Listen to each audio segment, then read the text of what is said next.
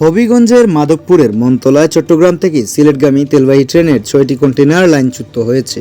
আজ রাত 9টার দিকে দুর্ঘটনা ঘটে। সিলেটের সঙ্গে সারা দেশে রেল যোগাযোগ বন্ধ রয়েছে। প্রত্যক্ষদর্শীরা জানান, ট্রেনটি লাইনচ্যুত হয়ে একাধিক বগি ছিন্নভিন্ন হয়ে পড়ে এবং কয়েকটি বগি রেল লাইন থেকে ছিটকে পাশের জমিতে পড়ে যায়। তারা জানান, দুর্ঘটনার পর ট্রেনে থাকা জ্বালানি তেল ছড়িয়ে পড়েছে।